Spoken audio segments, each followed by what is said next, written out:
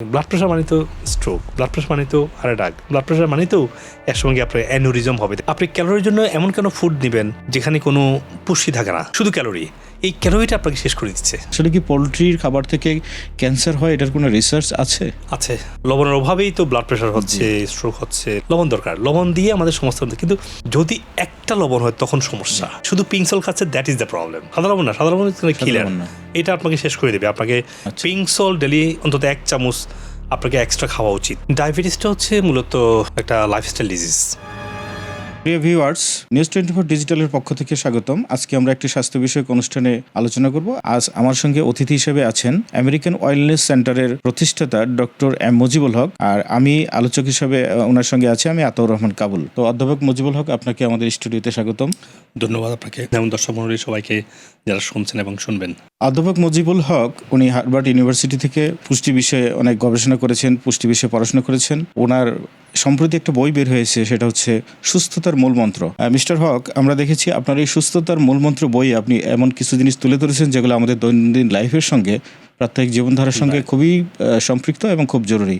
তো আপনি সম্প্রতি বাংলাদেশের বিভিন্ন জায়গায় বিভিন্ন সেমিনার করেছেন, চিটাগংয়ে আপনার সেমিনার হয়েছে। তো বাংলাদেশের গত কয়েকদিন আগে ফার্মগেটে কেআইবি মিলনায়তনে আপনি একটা সেমিনারে বলেছেন যে পোলট্রি আমাদের জীবনের জন্য একটা বড় সমস্যা, পোলট্রি খাবার। এবং এটা আপনি শুধু পোলট্রির, আমরা যেটাকে বলে মুরগির মাংস, সেটা না, আপনি বলেছেন ডিম, দুধ, দুইটাকে উল্লেখ করে আপনি বলেছেন।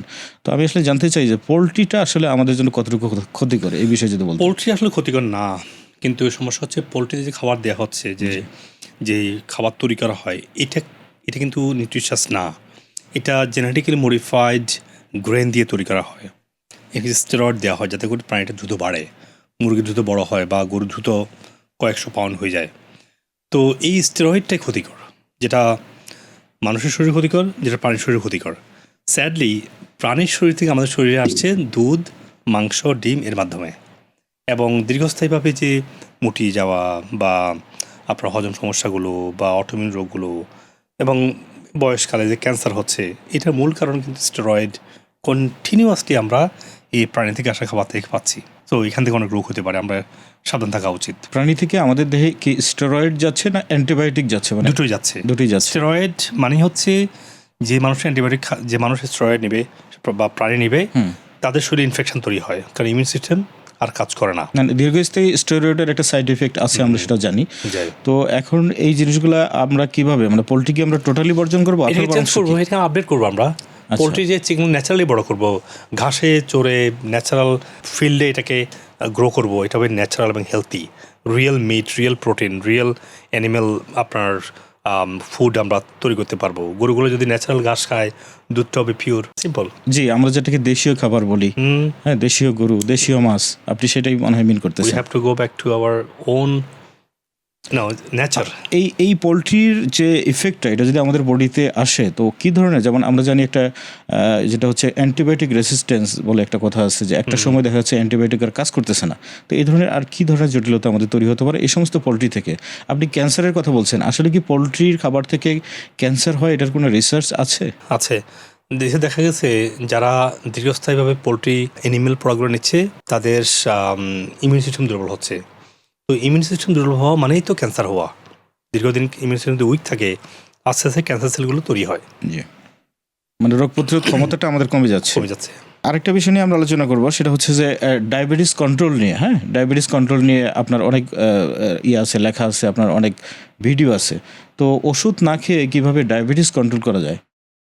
ডায়াবেটিসটা হচ্ছে মূলত একটা লাইফস্টাইল ডিজিজ। এখানে আপনাকে ইনসুলিন রেজিস্ট্যান্স যদি ফোকাস করেন, তাহলে মেডিসিন নেয়ার যে প্রয়োজনীয়তা আপনি একসময় ফিল করবেন না বা লাগবে না একসময়। বাট ডায়াবেটিস হলে কিন্তু আপনি ইনসুলিন নিতে হবে এখন, বা মেটফরমিন বা আপনাকে মেডিকেটেড থাকতে হবে। এখন যদি আমরা ফোকাস করি ইনসুলিন রেজিস্ট্যান্স, কেন শরীর ইনসুলিনের প্রতি রেজিস্ট্যান্স হওয়ার কারণে আর সুগারটাকে কনভার্ট করছে না? ইনসুলিন বলে বা ইনসুলিন সুগারটাকে নিয়ে আসছে, সেল নিতে পারতেছে না, যার কারণে ব্লাডের মধ্যে প্রচুর ইনসুলিন ফ্লো হচ্ছে। এখন দুইটা কাজ এখানে। একটা হচ্ছে আমরা প্রচুর কার্বোহাইড্রেট খাই, দেখেন না, সকালে ঘুম থেকে উঠে আমরা ভাত বা রুটি, অথবা সারাদিনকার মধ্যে আমরা কেক, বিস্কিট, পাস্তা, পেস্ট্রি লেগেই থাকে, সুগার, হুইট, রাইস, এটা হচ্ছে মূলত কার্বোহাইড্রেট, রাইস ডিপেন্ডেন্সি যেটাকে বলি আমরা। সবাই। তো এখান থেকে বেরিয়ে আসতে হবে। সেকেন্ড হচ্ছে যে আপনার ডিটক্স করতে হবে, কারণ দীর্ঘদিন সুগার এসে আপনার শরীরে ইনসুলিন রেজিস্ট্যান্স তৈরি হয়েছে। ডিটক্স করলে আমাদের সেল রিসিভারগুলো আবার সুগারকে নেওয়ার মতো একটা অ্যাবিলিটি গ্রো করে। সেজন্য যেমন ফাস্টিং করা, সেজন্য আপনার একটু খাবারটা খাওয়ার আগে একটু অ্যাপল সাইডার ভিনেগার খাওয়া, তারপরে ঠিকমতো ঘুমানো, এক্সারসাইজ করলেও টক্সিন ক্লিন হয়, লিভারটা আবার তার স্ট্যাগনেন্স থেকে স্বাভাবিক ফ্লোতে আসে। এই কাজগুলো করলে আপনার ডায়াবেটিস থেকে ভালো থাকা যায়। ইন সামারি হচ্ছে যে সুগার বাদ দিতে হবে। সুগার আবার যদিও হুইট এবং সুগার থেকে মেনলি সুগারটা আসে, বাট আপনার ডায়াবেটিস হয়ে গেলে আপনাকে গুড সুগার যেগুলো আছে, যেমন দুধ, ডাল, তারপর হচ্ছে যে ফ্রুটস, এগুলো খুব পাওয়ারফুল নিউট্রিশাস ফুড, কিন্তু আপনি ডায়াবেটিস খেতে পারবেন না, তাহলে সুস্থ হতে পারবেন না। তো এগুলো যদি বাদ দেওয়া যায় তাহলে খাবে কি? প্রচুর শাকসবজি, আর হলো মাছ, মাংস, ডিম। এই সময় কিন্তু মনে রাখবেন ফল খাবে না, ডাল খাবে না, আলু খাবে না। আলু ডাল ছাড়া বাকি শাকসবজি খাবে, সাথে মাছ, মাংস, ডিম খেতে পারবে। তাহলে বাকি যে খাবারের যে আইটেমগুলো সব বাদ থাকতে হবে। এবং research new England journal of medicine কিছু আর্টিকেল পাবলিশ করেছে যে এটা হলো 3 to 7 days সুগারটাকে ব্যালেন্স আনার জন্য, আর 6 weeks লাগে হচ্ছে সুগারটাকে রিভার্স করার জন্য। মানে আপনার আবার প্যানক্রিয়াস তার ইনসুলিন ফ্লোটা ঠিক করবে। 6 weeks যদি সুগার মেনটেন করেন, আপনার সেলগুলো কোষ মানে সুগারটাকে নিয়ে এবিলিটি আবার গ্রো করবে। তো 6 weeksটা আপনাকে বাঁচতে হবে আর কি। এইভাবে এক্সারসাইজ অ্যাড করতে হবে, ফাস্টিং অ্যাড করতে হবে। এতে করেই আপনার যদি ডায়াবেটিস হয় নিয়ন্ত্রণ এসে যাবে, নিয়ন্ত্রণে পুরো এসে যাবে, ওষুধ ছাড়া কিন্তু নিয়ন্ত্রণে আসবে। এবং আমাদের আমেরিকান আপতে আমি মানে কয়েক হাজার পেশেন্টের উপর আমি অ্যাপ্লাই করেছি এবং এটা 100% সাকসেসফুল, যেটা আমার বাংলাদেশে নিয়ে আসছি। আলহামদুলিল্লাহ বাংলাদেশের মানুষের উপকার পাচ্ছে এখন। অ্যাপেল সিডার ভিনেগারের কথা আমরা অনেক শুনেছি, এটার গুণাগুণ সম্পর্কে আমরা জানি। তো আসলে অ্যাপেল সিডার ভিনেগার খাওয়ার যদি সঠিক নিয়মটা আপনি বলতেন। অ্যাপেল সাইডার ভিনেগার আপনি অনেকভাবে খেতে পারেন। একটা হচ্ছে পানির মধ্যে অ্যাড করে সারাদিন খেতে পারেন, আপনার পেটের পিএইচটাকে ভালো রাখলো, আপনার শরীরকে খালি পেটে না ভরা পেটে? খালি পেটে খেতে পারেন সারাদিন। আচ্ছা, ভরা পেটে বা খালি পেটে সারাদিন। মানে আমি যখন পানি খাবো একটু অ্যাপেল সিডার ভিনেগার 1 চামচ দিয়ে দিলাম, আচ্ছা। অথবা 2 বোতল মানে 2 লিটার পানিতে আপনি 2 চামচ দিলেন, সারাদিন খেলেন। এটা মানে এটার কি কোনো পরিমাণ আছে কিনা যে সারাদিন এতটুকু খাওয়া যাবে? সারাদিন আপনার যারা মেটাবলিক ইস্যু থাকে তারা 10 চামচ খেতে পারবে। কিন্তু যাদের কোনো সমস্যা নাই, গ্যাসের সমস্যা, মূলত আপনার ওজন কমানো, গ্যাস সমস্যার জন্য এটা প্রাইমারিলি ফোকাস করবেন। তো যদি আপনার গ্যাসের সমস্যা নাই, ডেলি 2-3-4 চামচ এনাফ।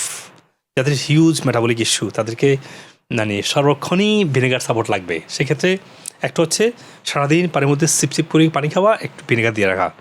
আরটা হচ্ছে যে খাবার আগ মুহূর্তে আপনার 2 চামচ পানিতে দিয়ে সেই পানিটাকে খেয়ে নিলাম, আধা গ্লাস পানিতে দিয়ে খেয়ে ফেলবেন। পুরো গ্লাস খাওয়ার দরকার নেই, পুরো গ্লাস টু মাছ পানি কিন্তু আপনার হজমটাকে আবার উইক করবে।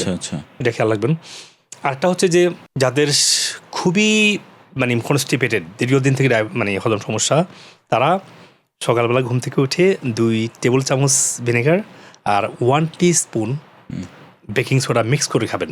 আচ্ছা, তাতে করে আপনার সারাদিন পিএইচটা ব্যালেন্স থাকবে, রক্তের পিএইচ যেটা সেটা রক্তের ব্যালেন্স থাকবে, এবং আপনার এলিমিনেশন যেটা মানে পায়খানাটা দ্রুত কষা থেকে আপনি মুক্তি পাবেন। আচ্ছা, আপনার আরেকটা ভিডিও আমরা দেখেছিলাম যেটা হচ্ছে ফ্যাটি লিভার নিয়ে আপনি কথা বলেছেন।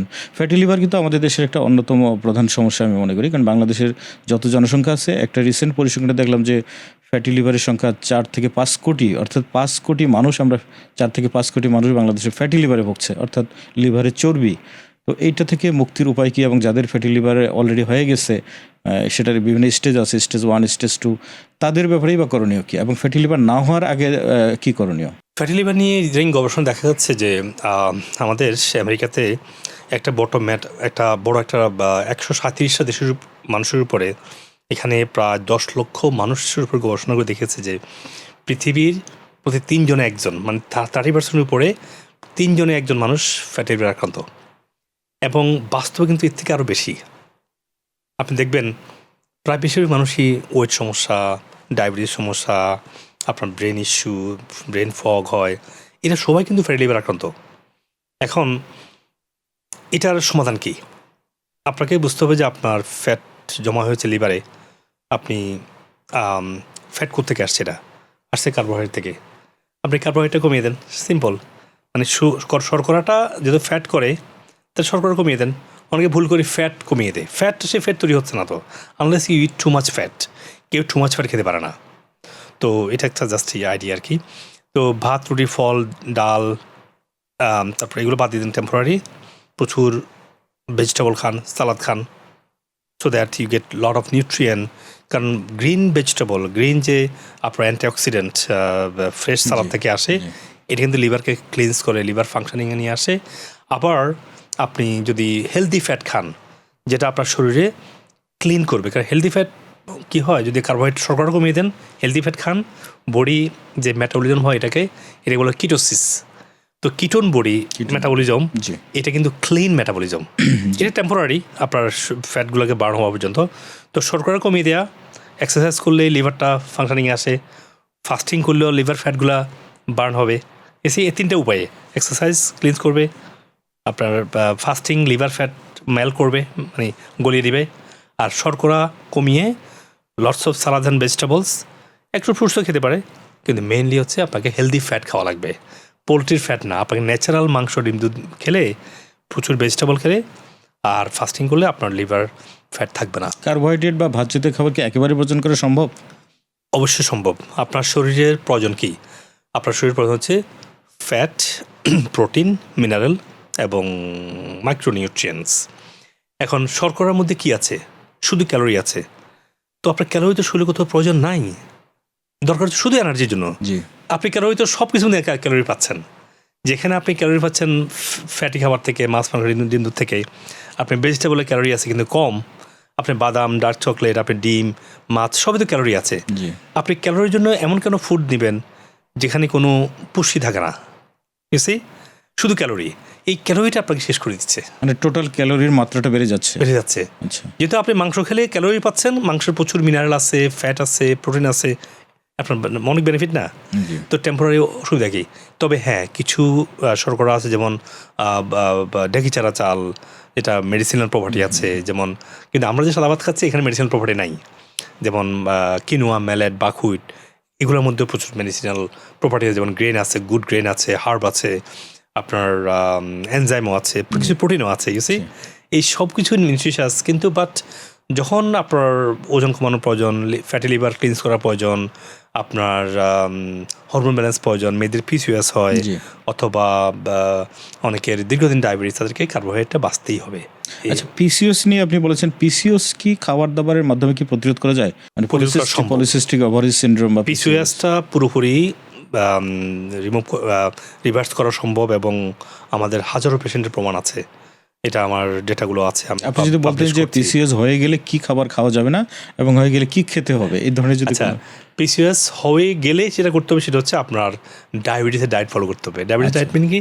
কোনো শর্করা খাওয়া যাবে না, ওজন কমাতে যেগুলো হবে, প্লেন সুগার, যেগুলো যেমন গমের তৈরি খাবার, চিনি এবং সাদা ভাত, এগুলো খাওয়া যাবে না। যদি পিসিওএস যদি এমন অ্যাডভান্স লেভেল হয়, অনেকগুলা ডিফারেন্ট বিগার সাইজ সেন্টিমিটার দিকে চলে যায়, সেক্ষেত্রে কার্বোহাইড্রেট পুরোই বাঁচতে হবে। আপনার দুধ, ডাল, ফল, আলু, ডাল, এগুলো বাঁচতে হবে। তাহলে খেতে হবে মূলত মাছ, মাংস, ডিম, গুড ফ্যাট, আবার ন্যাচারালি আসা হতে হবে। আর সাথে থাকবে হচ্ছে প্রচুর শাকসবজি এবং ফল, শাকসবজি, সালাদ, ভেজিটেবল, এটা হচ্ছে আপনার খাবার। ওই টেম্পোরারি সিসটা মেল্ট হওয়া পর্যন্ত। মনে রাখবেন, পলিসিস্টিক ওভারিয়ান সিনড্রোম বা ডিজিজ, পিসিওডিও বলে এটাকে, হোয়াটএভার ইট ইজ, সিসটা কেন হচ্ছে? শরীর আপনার টক্সিনটাকে রিমুভ করতে পারছে না বলেই, টক্সিনটাকে বডি থেকে আলাদা করে, ক্লিনস করে, আইসোলেট করে রাখার জন্যই সিস তৈরি হচ্ছে। সিস তৈরি হচ্ছে না এমন না যে আপনার মানে বডি খালি খালি আপনাকে ঝামেলা ফেলতেছে, না, বডি আপনার শরীরটাকে ক্লিনস করার জন্যই এটা একটা প্রসেস, এটা একটা ইমিউন বা ডিফেন্স একটা মেথড, যে আপনার শরীরে টিউমার হচ্ছে, যেটা লাইপোমা বলি আমরা, লাইপোমা হচ্ছে, অথবা আপনার সিস্ট হচ্ছে। অল গোল ইজ আপনাকে প্রসেস খাবার বাদ দেওয়া লাগবে, শুধু শর্করা বাঁচলে হবে না, ভাজা, পোড়া, চিকেন ফ্রাই, এগুলো বাদ দেওয়া লাগবে। এবং ডক্টর কিন্তু একটা ওজন নিয়ন্ত্রণের কথাও কিন্তু বলেন, পিসিওএস রোগীদের জন্য একটা অন্যতম পরামর্শ। ওজন নিয়ন্ত্রণ লাগবে, এখানে প্রসেস খাবার বাদ দেওয়া লাগবে, শর্করা পুরো বাদ দেওয়া লাগবে, এক্সারসাইজ করতে হবে। যাদের মেয়েদের, তো এটা মেয়েদেরকে ইয়োগা করতে হবে। হ্যাঁ, তারপরে আর একটা কাজ বাকি হচ্ছে যে ইমোশনাল হিলিং। তারপরে অনেক মেয়েদের হরমোন সমস্যা আছে, হরমোন সমস্যাটাও পিসিওএসে কন্ট্রিবিউট করে। তো হরমোন ব্যালেন্স হওয়ার জন্য আবার আপনাকে ইয়োগা, আপনাকে হেলদি ফ্যাটি ফুড থাকতে হবে। তারপরে মেয়েদের হরমোন সমস্যার জন্য মানে তাদেরকে মানে প্রসেস খাবার পুরো অ্যাভয়েড করতে হবে। মেয়েরা অনেক জাঙ্ক ফুড, মেয়েরা একটু যেমন সাজুগুজু পছন্দ করে, মেয়েরা আবার কিছুদিন আমাদের Junk food ফ্রেশতে তারা ইউনিক, তারা অনেক স্বাস্থ্য খাবার-দাবার পছন্দ একটু করে। বেশি নেশা এই স্বাস্থ্যে গিয়ে তারা যে প্রচুর chemically product personal care use করে, আপনার অনেক ধরনের কেমিক্যাল ইউজ করে না, এই কেমিক্যালগুলো কিন্তু শরীরের সার্কুলেশনটাকে স্টপ করছে, মানে রক্ত প্রবাহের সাথে মিশে গিয়ে মিশে যাচ্ছে আচ্ছা এবং লিভারে গিয়ে জমা হচ্ছে। যখন লিভার উইক হচ্ছে তখন এই সিস্ট তৈরি করে, কারণ লিভার যে ক্লিনজিং করতো সেই ক্লিনজিং করার কাজটা না করার কারণে তো সেই টক্সিনগুলো এসে সিস্ট আকারে জমা হচ্ছে আপনার শরীরে। তার মানে আপনি বলতে চাচ্ছেন যে মেয়েরা যে কসমেটিক্স ব্যবহার করে এগুলো এখান থেকেও কিন্তু মানে পিসিওএস একদম এই জাতীয় সমস্যা হতে পারে। ইম্প্যাক্ট হচ্ছে, কারণ এটা শুধু সিস্ট না, এটা আপনার এন্ডোক্রাইন সিস্টেমকে ইম্প্যাক্ট করছে, আমরা আপনার হরমোন ব্যালেন্সকে ব্যাহত করছে। সেক্ষেত্রে পরামর্শ কি, তার কি কসমেটিক্স ব্যবহার করবে না কম ব্যবহার করবে? কসমেটিক্স মেয়েদের তো করতে হবে, যে আল্লাহ তাআলা মেয়েদেরকে এভাবে বানিয়েছে, তারা একটু স্বাস্থ্য পছন্দ করবে, এটাই স্বাভাবিক। জি, কিন্তু আজকে এই সুযোগে আমরা এত পরিমাণে কেমিক্যাল অ্যাড করছি তাদের পার্সোনাল কেয়ার যে কোনো সাজুগুজুর মধ্যে বা যে কোনো আইটেমের মধ্যে, এখান থেকে আমাদেরকে অবশ্যই বেরিয়ে আসতে হবে যদি আমরা আমাদের মা বোনদেরকে সেভ করতে চাই। তো প্রথমত হচ্ছে যে সাদার ক্ষেত্রে যেই ন্যাচারাল বিউটিফিকেশন আইটেমগুলো আছে, যেমন আপনি যদি যেমন হলুদ, দুধের স্বর, জি। আপনি যদি সাথে একটু মধু দেন, it's a great cleanser, it's a great beautifier. আপনি কেন ওই দোকান থেকে আনা বিউটিফাইং মানে ডিটক্সিং কি ইউজ করছেন? আপনি যদি চারকোল, যদি এটা টাফ কাজ, যদি আমি যাবো না, চারকোল দিয়েও কিন্তু ক্লিনজ করা যায়, কিন্তু বাজারে তো কিন্তু চারকোল পাওয়া যায়, এটা কেমিক্যাল দেয়া। তো আপনাকে দেখতে হবে ক্লিনজিং আসলে কী করে, বিউটিফাই কী করে।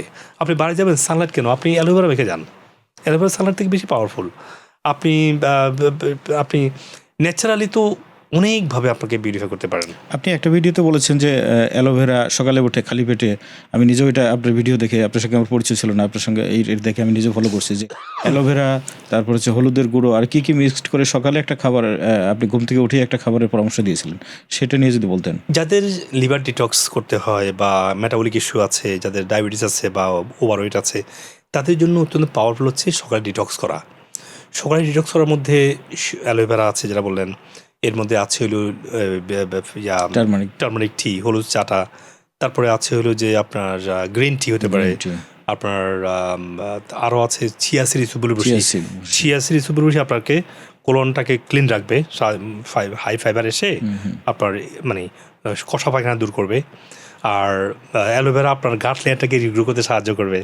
তারপরে আপনি টুরমেরিকের চা খান, টুরমেরিকের চার মধ্যে একটু ব্ল্যাক পেপার মানে হচ্ছে কালো মরিচ, মানে কি গোলমরিচ এটাকে বলা হয়, গোলমরিচ এবং ফেনুগ্রিক মানে হচ্ছে মেথি পাউডার দিবেন, তখন টুরমেরিকের যে ইম্প্যাক্টটা 2000 গুণ বেড়ে যাবে। আচ্ছা, তো এটা দিয়ে টুরমেরিক চা খাবেন, শরীরে ইনফ্লামেশন কমে যাবে। তারপরে যাদের আরও কোনো সমস্যা আছে, যেমন পেটে প্রচুর গ্যাস হয়, তারা একটু বেকিং সোডার পানি খেয়ে নেবেন। যাদের গ্যাস সমস্যা লেগেই আছে তাদের বেকিং সোডা এবং মিক্স করে খাবেন, ঠিক আছে?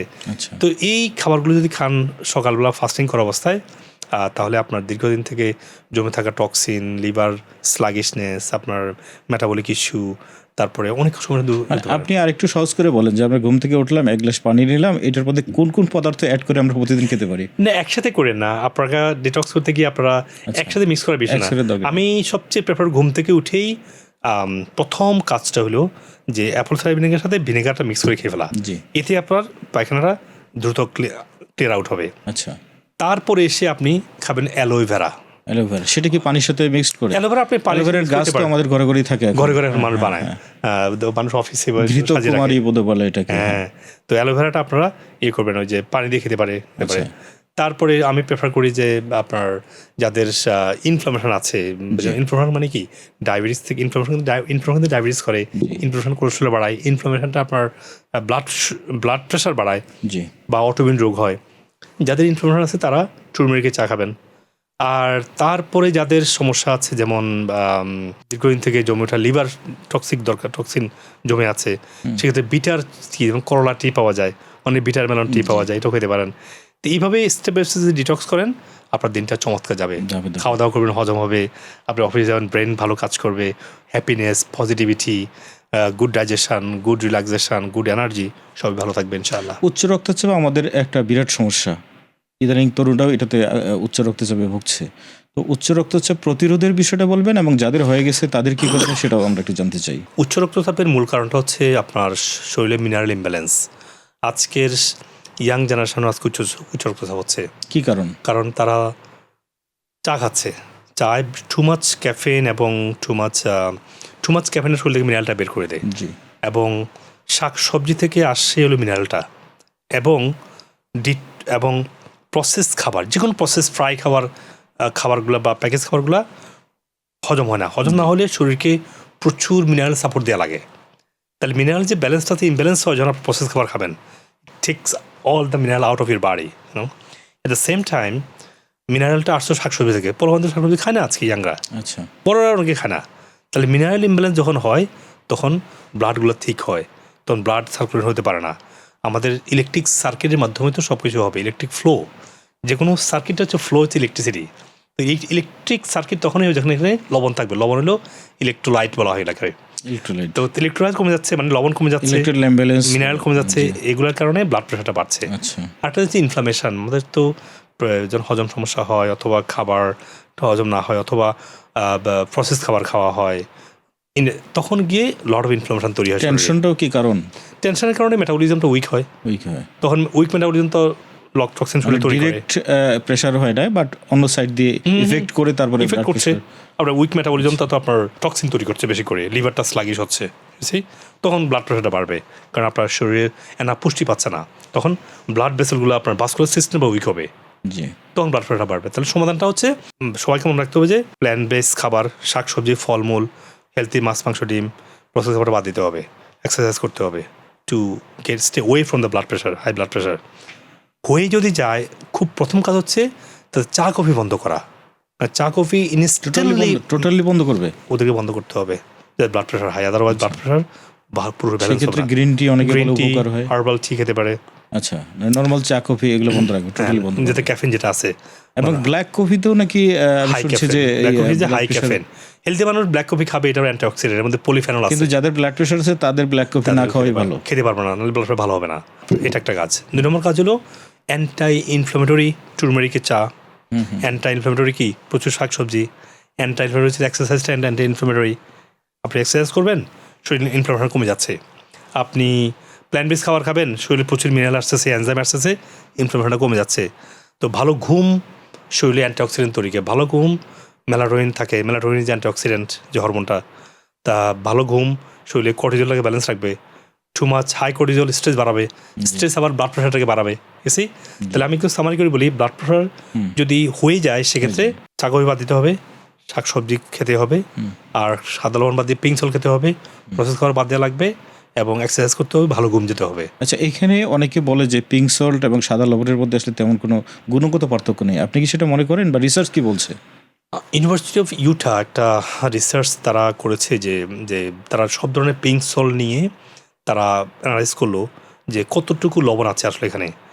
এবং এটা ছাড়াও আর কিছু ইউনিভার্সিটি পরীক্ষা করেছে আমার জানা। তারা দেখেছে, কেউ দেখেছে 80, 84 এবং 86, কেউ বলেছে আপ টু 91 মিনারেল আছে। ইমাজিন, সাদা লবণ যেটা একটা মাত্র মিনারেল, সোডিয়াম ক্লোরাইড, একটা সল্ট। তাহলে আপনি কিভাবে ভাবছেন যে আপনার শরীরের জন্য প্রয়োজনীয় যে লবণের মানে লেভেলটা, জি, সেটা কীভাবে সাদা লবণ পূরণ করবে? সাধারণত একটা মাত্র লবণ যেটা ওইটা বাড়িয়ে দিবে। কিন্তু আমাদের যে স্যালাইভা বা চোখের পানি বা আমাদের যে ব্লাড 91 মানে 91 লবণ দিয়ে তৈরি। আদারওয়াইজ ব্লাড ফ্লো হবে না, আদারওয়াইজ আপনার চোখের মানে পানিগুলো ঠিকমতো মানে কাজ করবে না, ওয়েট রাখবে না। দেখেন অনেকে চোখ ড্রাই হয়ে যায়, আমাদের স্যালাইভার তৈরি হবে না। তো এই যে ভুলটা করছি আমরা, যে একটা লবণ খাচ্ছি, এখান থেকে বেরিয়ে আসতে হবে। আগের যুগে সমুদ্রের লবণ ছিল একদম, দেখেন না, আপনি রাখবেন টেবিলে, পানি চলে আসতো, এটা রিয়েল ন্যাচারাল পানি। এটা হাইড্রোফিলিক, তো পানি নিয়ে এটা মানে ওই লবণটা ফিরে যেতে হবে, তাহলে আমাদের লবণ অভাবটা কনস্ট্যান্টলি পূরণ হবে। আদারওয়াইজ একটা মতো লবণ নিব, আমাদের দীর্ঘস্থায়ী ব্লাড প্রেশার হবে। আর অনেক ব্লাড প্রেশার মানে তো স্ট্রোক, ব্লাড প্রেশার মানে তো হার্ট অ্যাটাক, ব্লাড প্রেশার মানে তো এর সঙ্গে আপনার অ্যানুরিজম হবে। দেখবেন, আমি পৃথিবীর সেরা অ্যাথলেটস জোর কথা সবসময় বলি, যেটা রাশিয়ান থাইল্যান্ডে এসে মারা গেছে, সবসময় বলি ওর কথা। আমি যখন দেখলাম এত ওয়ার্ল্ডের number 1 athlete's, number 1 body builder, কীভাবে সে মারা গেল? অ্যানুরিজম কেন হলো? মানে ব্লাড ভেসেল ফেটে গেলো, কেন ফেটে গেলো? অ্যানুরিজম কেন হলো? দেখলাম আমি তার লাইফস্টাইলে গেলাম, তার পেজে গেলাম, দেখি সে কী করে, সে ক্যাফিন খায়, সে স্টেরয়েড নেয়। স্টেরয়েড নেওয়ার জন্য সে অ্যানুরিজম হয় না, এবার মারা যাওয়ার কথা না। ব্লাড প্রেশার তার ইস্যু ছিল, তার ক্যাফিনটা তার শরীরের লবণটাকে ফ্লাশ আউট করে দিয়েছে। That was the reason. এই জন্য লবণ যেমন পিঙ্ক সল্ট খাওয়া লাগবে অথবা সমুদ্রের লবণ খাওয়া লাগবে, আবার ব্লাড প্রেশার বেড়ে গেলে ক্যাফিন খাওয়া যাবে না। যে লবণের কথা প্রায় বলা হয় যে লবণ হচ্ছে সাইলেন্ট কিলার, লবণ কি আসলে সাইলেন্ট কিলার? লবণ আসলে আমাদের শরীরে অত্যন্ত এসেনশিয়াল। এখন এসেনশিয়ালের মধ্যে লবণটা হল নাম্বার 1 এসেনশিয়াল, বিকজ লবণের অভাবেই তো ব্লাড প্রেশার হচ্ছে, স্ট্রোক হচ্ছে, লবণের অভাবেই তো আপনার শরীরে উইকনেস আসছে, লবণের অভাবেই তো মেটাবলিজমে লবণ দরকার, আপনার যে ইলেকট্রিক সার্কিট সমক্ষণ হচ্ছে ব্রেনের যে ব্লাড ফ্লো হবে বা লিকুইড ফ্লুইড ফ্লো হবে, লবণ দরকার। লবণ দিয়ে আমাদের সমস্ত, কিন্তু যদি একটা লবণ হয় তখন সমস্যা। শুধু পিঙ্ক সল্ট খাচ্ছে, that is the problem, that makes one too high and other salt আর মিসিং। তখন কী হবে? বডি ক্র্যাশ করবে, আর এটা করবে, স্ট্রোক করবে। অনেকে ধরে যে খাবারের লবণ, রান্নায় তো লবণ দিচ্ছি আমরা, এর বাইরেও কাঁচা লবণ অনেকে পাতে রাখতে হবে, কারণ পিঙ্ক সল্ট রাখতে হবে একটু আপনাকে। না সেই নর্মাল লবণ না পিঙ্ক সল্ট? পিঙ্ক সল্ট, সাদা লবণ না, সাদা লবণ কিলার, এটা আপনাকে শেষ করে দেবে। আপনাকে পিঙ্ক সল্ট ডেলি অন্তত 1 চামচ আপনাকে এক্সট্রা খাওয়া উচিত। ও আচ্ছা, আদারওয়াইজ সাথে খেতে পারে, আদারওয়াইজ আপনার লবণের অভাব পূরণ হবে না। তবে হ্যাঁ, যাদের ব্লাড প্রেশার খুব হাই, তাদের পিঙ্ক সল্টের যে সোডিয়ামটা ওইটাও আবার বাড়া দিবে। আচ্ছা, তাদেরকে আগে ব্লাড প্রেশার ঠিক করতে হবে। সেটার জন্য প্ল্যান প্রচুর সালাদ, শাকসবজি। তখন সে ওই ডেলি 1 চামচ পিঙ্ক সল্ট বা রক সল্ট বা সি সল্ট বলে, বা সি সল্টটা আবার অনেকে সাদা লবণের মধ্যে লিখে দেয়, এটা আবার কেয়ারফুল। এটা হল সেল্টিক সল্ট, যেটা ওইটা সেল্টিক, বাংলাদেশে আছে বিট লবণ, এটা কিন্তু হ্যাঁ বিট লবণ, সেল্টিক সল্ট, তারপরে হচ্ছে যে পিঙ্ক সল্ট, এই 3টা সল্ট ইজ সেফ। উচ্চ রক্তচাপ আপনি বলছেন যে কোনো ওষুধ লাগবে না, আসলে কি উচ্চ রক্তচাপ নিয়ন্ত্রণের জন্য ওষুধ ছাড়াই কি লাইফস্টাইল মোটিভেশন করা? আমি তো বললাম, যেহেতু 3টা দিনই বললাম, আগে বলেছি যে প্ল্যান্ট বেস খাবার, লবণ অভাব পূরণ করা, এক্সারসাইজ এবং ঠিকমতো ঘুমানো এবং প্রসেস খাবারটা বাদ দেওয়া, এটাই ব্লাড প্রেশারের সমাধান। আচ্ছা, আমরা আলোচনার একদম শেষ পর্যায়ে, আপনি সর্বশেষ আমি জানতে চাই যে আপনি তো এই খাবার দাবার নিয়ে যে আপনি একটা, আমি মনে করি এটা একটা সামাজিক আন্দোলনের মতো আপনি শুরু করেছেন এবং সারা দেশব্যাপী আপনি ছুটে বেড়াচ্ছেন, বিভিন্ন জায়গায় সেমিনার করতেছেন, ফ্রি মানুষকে আপনি শিক্ষা দিচ্ছেন, দীক্ষা দিচ্ছেন। তো এটা নিয়ে আসলে আপনার ভবিষ্যৎ পরিকল্পনা কি? আমাদের এই যে খাদ্যাভ্যাস পরিবর্তন এবং লাইফস্টাইল পরিবর্তন, এটাকে একটা সামাজিক আন্দোলনে যুক্ত করাটা জরুরি। এই নিয়ে আসলে আপনার ভবিষ্যৎ পরিকল্পনা কি আছে? আমি তো ব্যক্তিগতভাবে কতটুকু করতে পারবো, এখানে আমাদের সরকার উদ্যোগী হতে হবে। আমি এই জন্য যেটা করেছি, স্বাস্থ্য মন্ত্রণালয়ের সিনিয়র সচিবদেরকে নিয়ে মিটিং করেছি, আমি ডিজি হেলথে মিটিং করেছি, পুরো সেমিনার দিয়েছি সমস্ত যারা সচিবরা আছে। আবার অর্থ মন্ত্রণালয়ের সচিবদেরকে নিয়েও একটা কথা বলেছি যে বাংলাদেশের স্বাস্থ্যের রূপরেখা বা নীতি নির্ধারক মহল কীভাবে চিন্তা করতে পারে। এভাবে আমি বিভিন্নভাবে সেমিনার তুলে ধরেছি যে আমরা কোথায় আছি, কোথায় যাওয়া উচিত এবং তার রোডম্যাপটা কী হবে।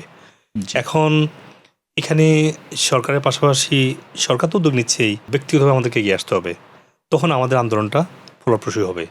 আমি ব্যক্তিগতভাবে আমি যেটা করছি, যেটা আমেরিকাতে আমার 11 বছরের প্র্যাকটিস, সেটা বাংলাদেশে নিয়ে আসছি, ডক্টর ট্রেন করছি। এখন একটা আমাদের সেন্টার থেকে হাজার হাজার মানুষ সেবা পাচ্ছে, ন্যাচারালি সুস্থ হচ্ছে।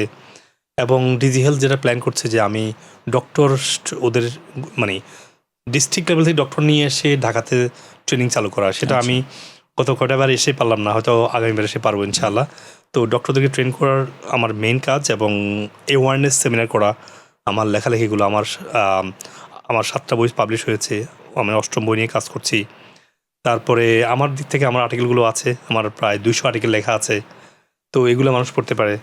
তারপরে বইগুলো পড়তে পারে, মানুষের ব্যক্তিগতভাবে এগিয়ে যাক, সরকার উদ্যোগ নিতে একটু পলিসি মেকিংয়ে আসতে হয়, চেষ্টা করছি। আমার কিছু বই পাঠ্যপুস্তকে কীভাবে অন্তর্ভুক্ত করা যায় সেটা নিয়েও কাজ করছি। আশা করি একসময় চেঞ্জ হবে। আমরা সবাই চেষ্টা করি, নিজেকে আগে চেঞ্জ করি, সরকার তো চেষ্টা করছে আমার, তো এইভাবে আমরা এগিয়ে যাবো ইনশাআল্লাহ। প্রিয় ভিউয়ার্স, অনেক ধন্যবাদ। ডক্টর মুজিবুল হকের সঙ্গে আমরা আলোচনায় অনেক গুরুত্বপূর্ণ বিষয় নিয়ে আলোচনা করলাম, অনেক কিছুই আমরা জানলাম।